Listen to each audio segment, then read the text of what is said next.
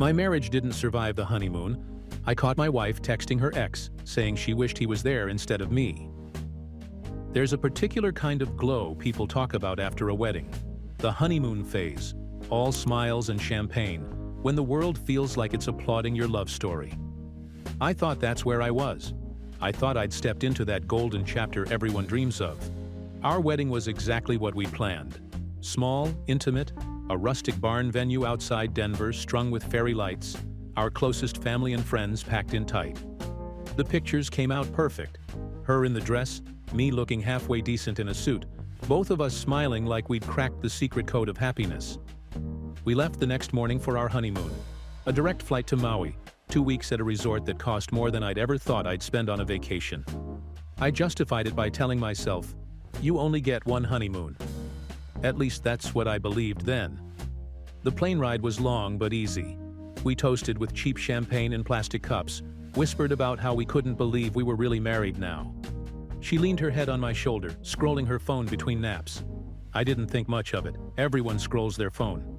I remember staring out the window at the endless Pacific, feeling like my whole future was wide open. Like the world was saying, "This is it, kid. You made it." Stepping off that plane felt like stepping into a postcard. Warm air heavy with salt and flowers. Palm trees swaying, people handing out leis with rehearsed smiles. The drive to the resort was surreal. Blue water on one side, jagged green mountains on the other. The resort itself looked like something out of a movie. Infinity pools spilling into the horizon, staff greeting us with champagne, a room with a balcony that faced the ocean. The kind of place where every detail is designed to scream luxury. We unpacked, changed into swimsuits, and hit the beach. She was glowing, hair loose, skin kissed golden by the sun. I couldn't stop staring at her, couldn't believe she was mine now. That first night we did every cliché thing. Sunset dinner on the beach, candlelight, overpriced cocktails with orchids floating in them. We clinked glasses, kissed under the stars, stumbled back to the room laughing. It felt like the start of forever. But here's the thing about memory. When you know how the story ends, the beginning looks different. Now, when I look back at that first day, I notice things I missed. The way she kept her phone face down on the table at dinner. The quick glances at her screen when she thought I wasn't watching. The slight tension in her smile. At the time, I brushed it all off. Who checks their partner's phone on their honeymoon? Who suspects betrayal when you're still hungover from your wedding reception? I thought we were untouchable. I thought nothing could touch the glow we were in. I was wrong. The first few days of the honeymoon blurred together the way vacations do. Long breakfasts with too much pineapple. Afternoons floating in the ocean. Evenings drinking Mai Tais until our teeth hurt from the sugar. On the surface, it was picture perfect. But even in paradise, cracks started to show. By day 3, I started noticing how much time she spent on her phone. At first, I brushed it off. She loved taking photos, posting to Instagram, updating her story with every cocktail and sunset. But it wasn't just that. She'd turn the screen away when I walked by. She'd step out onto the balcony for a better signal when a notification buzzed. At breakfast, while I loaded up on waffles and coffee, she was hunched over her phone, typing furiously, eyes darting when I looked up. I tried to rationalize it. Maybe she was just excited to share the trip. Maybe her friends back home were peppering her with messages about the wedding. Maybe I was being paranoid. But even then, a small cold thought lodged in the back of my mind. Who needs to text that much on their honeymoon? That night, I asked casually, "Who are you texting so much?" She smiled too quickly. "Just Sarah." You know how she is, always asking for updates. I nodded, pretending to believe her. But something in her tone didn't sit right. It was too rehearsed, too ready. Later, when we went to the bar, her phone buzzed again. She glanced at it, slid it face down on the counter, and excused herself to the bathroom. I stared at that phone like it was a ticking bomb. When she came back, she kissed my cheek like nothing was wrong. But the knot in my stomach didn't loosen. By the 5th night, I couldn't sleep. She'd drift off beside me, phone clutched in her hand like a lifeline, screen lighting up every so often with messages she didn't want me to see. I lay awake, listening to the waves outside, staring at the ceiling fan spin, my chest heavy with dread. I wanted to grab the phone, unlock it, see the truth. But I stopped myself. It felt wrong. Invading her privacy, especially on our honeymoon? That wasn't me. But then again, lying to your brand new husband wasn't supposed to be her either.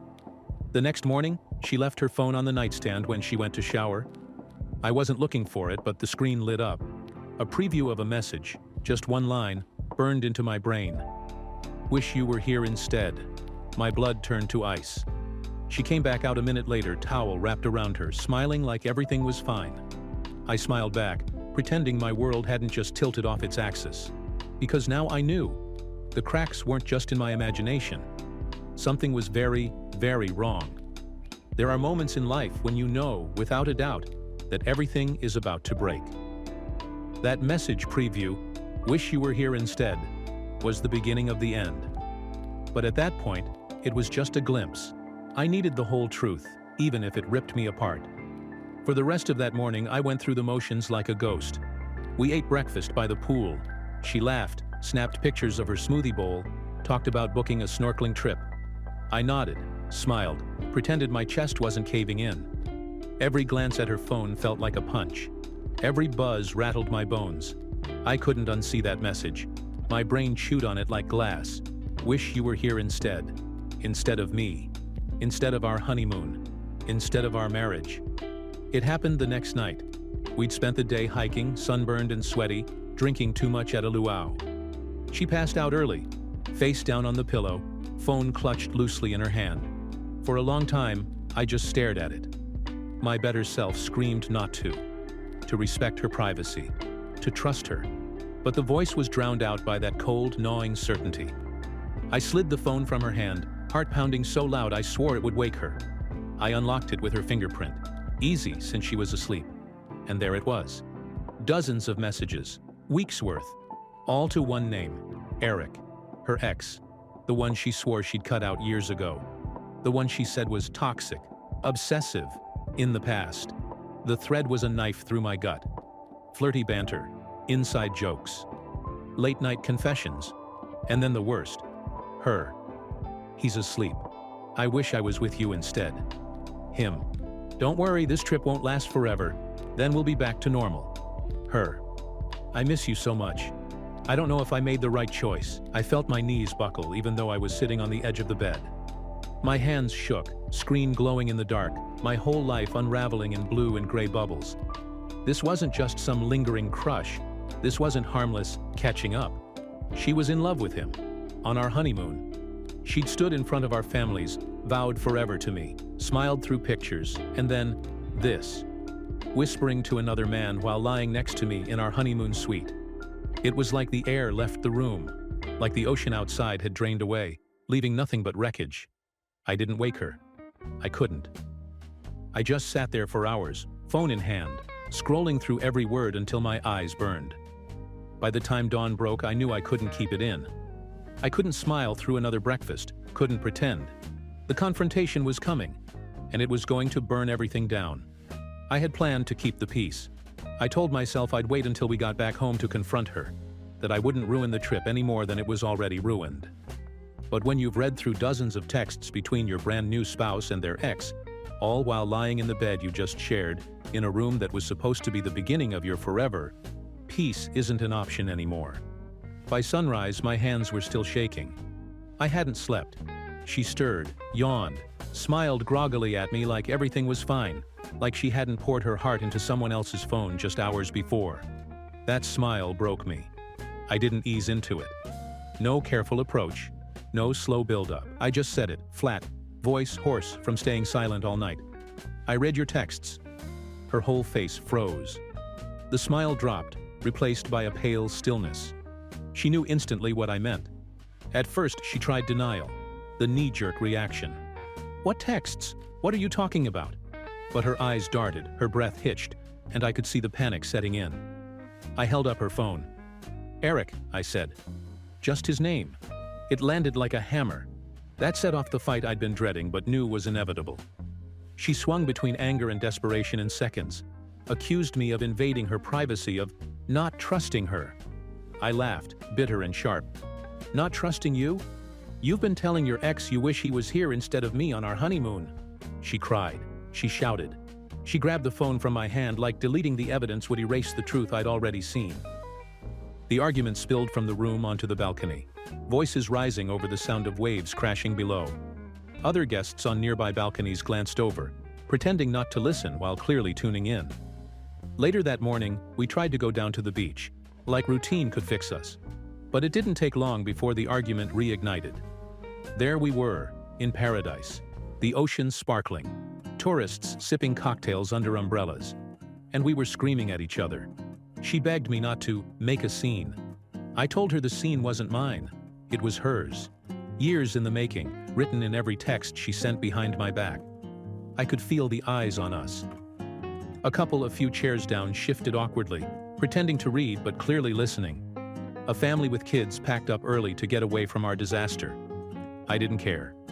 The truth was already out, even if the audience didn't know the details. She admitted pieces, like crumbs dropped grudgingly. Yes, she'd been talking to Eric for months. Yes, she'd told him she still loved him. No, she hadn't done anything physical since we got engaged. Like that made it better. She wasn't sure if marrying me was the right choice, but didn't know how to stop everything once it started rolling. I stared at her, numb, listening to her justify detonating our entire marriage as though she'd been confused. Confused doesn't text their ex from their honeymoon bed, I snapped. Here's the worst part. We were stuck. Thousands of miles from home, sharing one hotel room, reservations prepaid. There was no storming out, no retreating to a friend's couch. So we lived in a cold war for the rest of that week. Meals eaten in silence, forced smiles for staff, nights spent on opposite sides of the bed, or me on the balcony with a pillow while she cried inside. Every photo we took looked fake, her smile tight, mine non-existent. Later, when people back home asked to see pictures, I lied and said we'd forgotten to take many. In reality, I couldn't stand to look at them. The lowest point came on the 7th night. We went to dinner at a beachfront restaurant, trying one last time to act normal. Halfway through the meal, her phone buzzed on the table. Without thinking, she flipped it over to hide the screen. I snapped, slammed my fork down, voice louder than I meant. Go ahead, answer him, tell him you miss him. Tell him I'm sitting right here paying for your steak while you dream about him. The entire restaurant went silent. Couples turned, waiters froze. She burst into tears, bolting for the bathroom. I sat there trembling, every eye in the place on me. The waiter approached gently, asked if I was okay. I just asked for the check, barely tasting a bite of the food. When she returned, mascara streaking, we walked back to the hotel in silence, a gulf between us wider than the ocean. From then on, we didn't speak much. She apologized over and over, begged me not to throw it all away. I couldn't even look at her without feeling sick. The paradise setting mocked me. Every palm tree, every sunset, every wave crashing on the shore felt like a cruel joke. People dreamed their whole lives of a honeymoon like this, and mine was a funeral in disguise. By the time we boarded the plane back to Denver, I wasn't thinking about marriage anymore. I was thinking about escape. By the time we touched down in Denver, the honeymoon was long dead. We might have stepped off the plane in the same city, but it felt like we had arrived from completely different worlds. She still tried to play the part, brushing her hair, holding my hand in the terminal, smiling for appearances. I let her, mostly because I didn't have the energy to start another fight in baggage claim. But inside, I was done. The car ride back from the airport was suffocating. We sat in silence, traffic crawling along I-70, the city skyline glowing against the dusk. Every so often she'd glance at me, open her mouth like she wanted to speak, then close it again. Finally, she whispered, "Please don't tell anyone yet. Not your parents. Not my parents. Just give me a chance to explain." I laughed. I couldn't help it. Bitter, sharp, ugly. Explain what? That on our honeymoon you were telling your ex you missed him? That you wished he was in our bed instead of me? She flinched, eyes glassy, but didn't respond. The rest of the ride was silent except for the blinker ticking like a metronome of doom. We walked into our apartment, bags still in hand. Normally, coming home from a trip meant collapsing on the couch, ordering pizza, reminiscing about the highlights. This time, I went straight to the bedroom, yanked open the closet and started pulling out my things. She panicked. "What are you doing?" "Packing," I said flatly. "I'm not staying here with you." The look on her face, horror, fear, maybe regret, would have broken me months ago, but now it just made me colder. She tried to block me, grabbing at my arm, sobbing. I brushed past her. By midnight I was gone. A duffel bag stuffed with clothes. My laptop bag slung over my shoulder, me collapsing onto Dan's couch like a refugee from my own life. Word spread faster than I expected. By the end of the week, our friend group knew something had happened. And like always, people took sides. My side, Dan and a handful of others who'd always been skeptical of her, who said things like, "Dude, I never trusted her, but I didn't want to say anything. Thanks for the late warning, guys." Her side, a couple of her college friends who messaged me saying I was being dramatic and should have given her more grace. Right, because I miss you. Eric is just a quirky misunderstanding. Neutral zone. A few friends who tried to invite us both to things, like we could sit at opposite ends of a dinner table and pretend nothing happened. That lasted about one event before it blew up in their faces. The divide was ugly. I lost people I thought were permanent. But in hindsight, it was clarifying. Betrayal has a way of burning away the fake connections and showing you who's real. Telling my parents was like ripping off a bandage with skin still stuck to it. My mom cried. Not for me, not for her. For the whole idea of it. "You deserved better," she whispered, holding my hand across the kitchen table. My dad sat in silence for a long time, then finally muttered, "I never liked her." That was his way of trying to protect me, blunt but sincere. Her parents were worse. They called me, begging me not to ruin her reputation. Her mother even asked if I could just keep it between us. I nearly dropped the phone. Keep it between us? She was the one sneaking around with her ex while planning a wedding. But sure, let's make sure nobody knows. I hung up before I said something I couldn't take back. We hadn't been married long enough to even get all our wedding gifts delivered. The absurdity of splitting up before the thank you cards went out wasn't lost on me. The good news? It meant annulment was an option. No messy divorce proceedings, no year-long battles in court. Just a few forms, a couple of signatures, and poof. Legally, it could be like it never happened.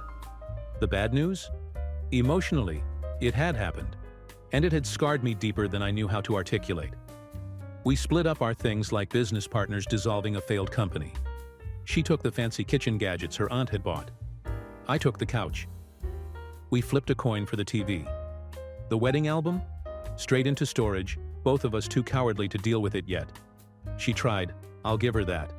Text after text, long emails, even showing up outside Dan's apartment once. Apologies poured out of her, rehearsed and messy all at once.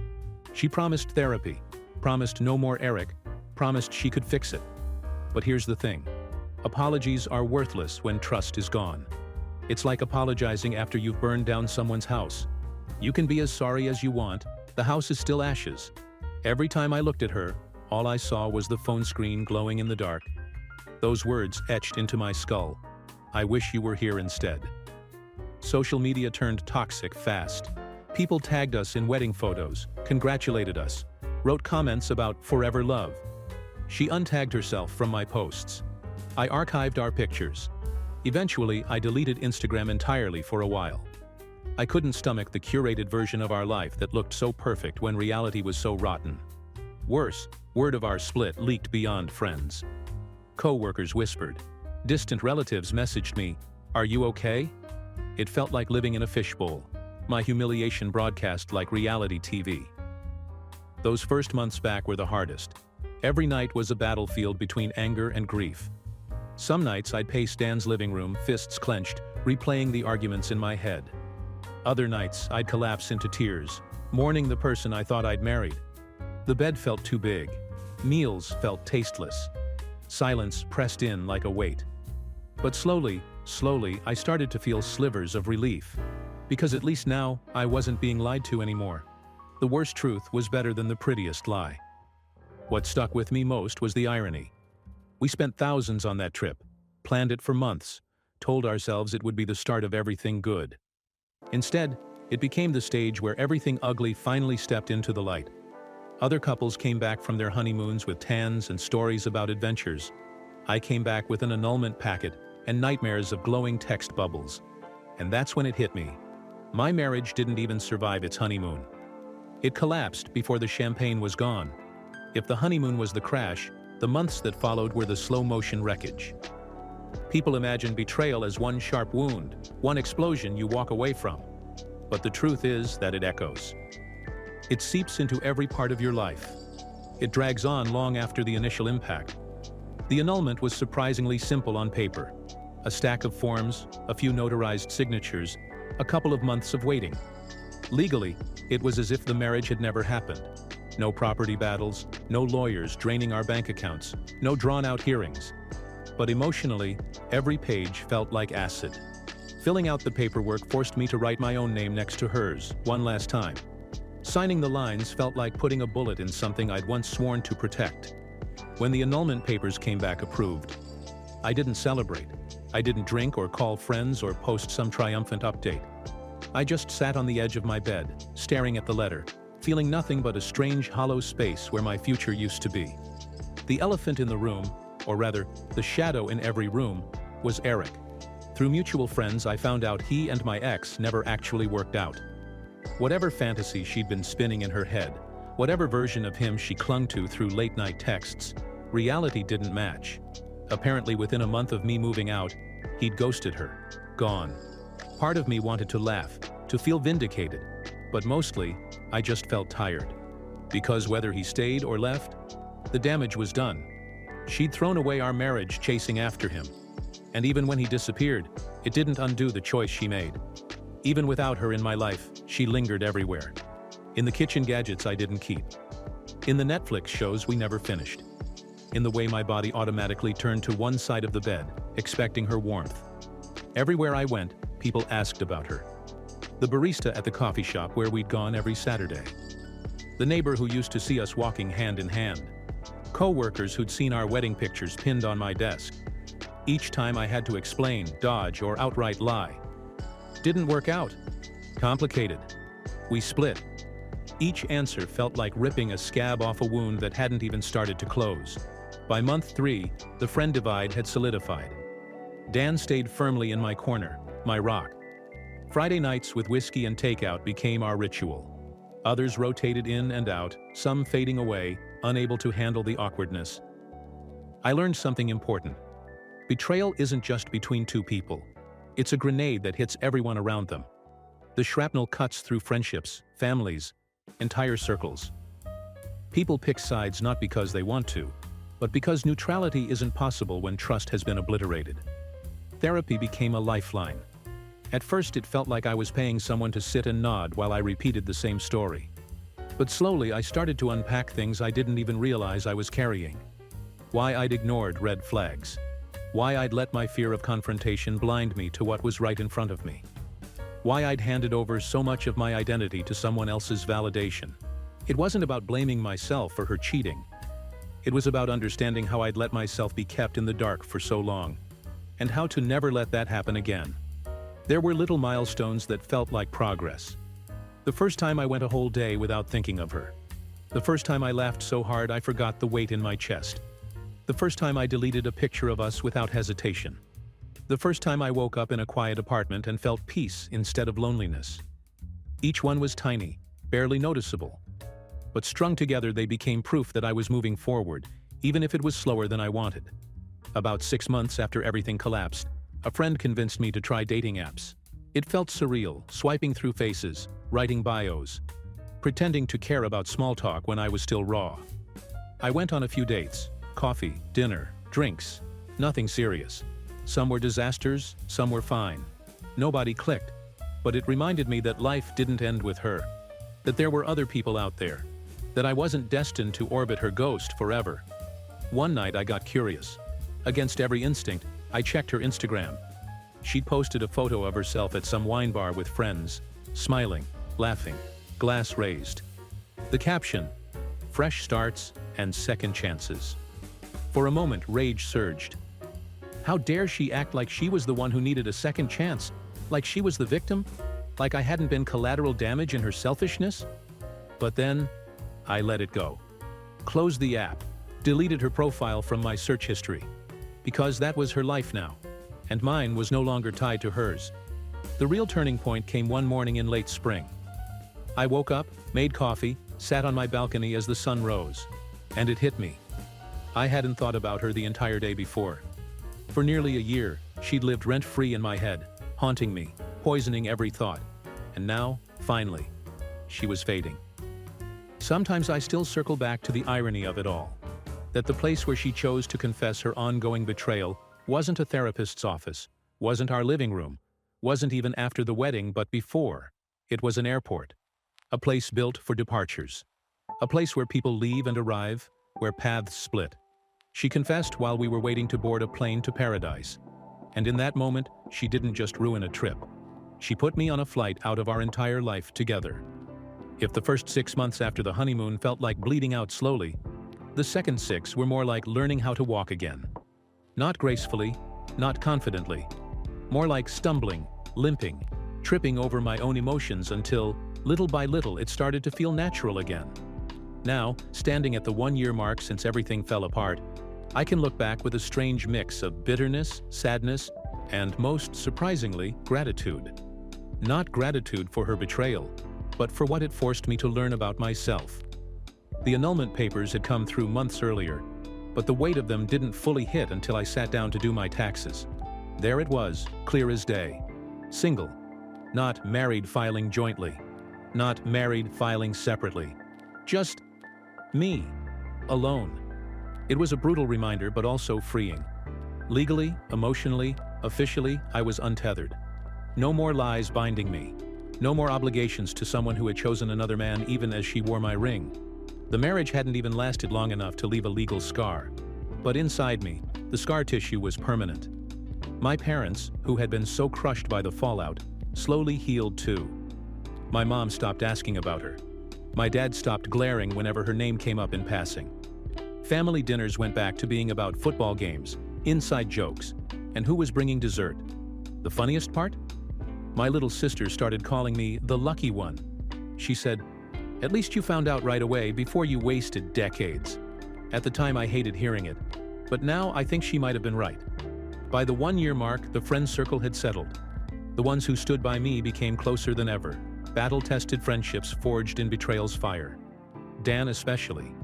He was there through every ugly cry, every late-night rant, every awkward re-entry into social life. The ones who drifted away? I let them go. Betrayal has a way of simplifying your circle. It cuts out the weak ties, the fair-weather friends, the ones who only stick around for the highlight reel. At around 9 months, I met someone new. Not on an app, not through a setup, just randomly, at a trivia night. She laughed at one of my dumb answers, and before I knew it, we were on the same team. It wasn't fireworks or cinematic romance. It was something quieter, steadier. She asked questions about me, not about my past. She didn't prod at the scar tissue. She just let me exist. We've been seeing each other casually. Nothing heavy, nothing rushed. And for the first time, I'm okay with that. Because love doesn't need to be a sprint. Especially after what I went through, slow feels safe. Here's what the last year taught me. 1. Boundaries are not optional. I ignored red flags before because I didn't want to be jealous or controlling. But trust without boundaries isn't trust. It's denial. 2. Healing isn't linear. There were days I felt invincible, like I'd conquered the pain. And there were days I was back at square one crying in the shower. Both were part of the process. 3. Forgiveness is for me, not for her. I don't hate her anymore. I don't even think about her much. Letting go of that rage wasn't for her benefit. It was for mine. 4. Paradise doesn't fix problems. A honeymoon in Maui won't save a broken relationship. Palm trees and ocean views can't cover up the cracks in your foundation. I still think about that airport sometimes. About her voice at gate C-37, breaking the news like she was telling me she'd forgotten her charger. The sheer absurdity of it. The timing, the choice. She could have told me before the wedding. She could have come clean after. She could have let me walk away before I wasted the money, the vows, the humiliation. But instead, she chose an airport, a place built on departures, a place where everyone leaves. And in some twisted way, it was fitting. Because she didn't just confess at an airport, she launched me into a completely different life. Now, when I wake up, I don't feel that weight in my chest anymore. I make coffee, read the news, pet the dog, sometimes jog around the park. Simple things, but they feel like mine. No more secrets glowing on a phone screen. No more lies wrapped in "I love you." No more smiling for pictures that hide rot underneath. Just me. A little scarred, a little older, a lot wiser. My marriage ended before it even began. Betrayed before the honeymoon glow had faded. Humiliated before the wedding album was finished. But 1 year later, I can say this. I survived. I healed. I learned. And if I ever walk into another relationship, I'll carry those lessons with me.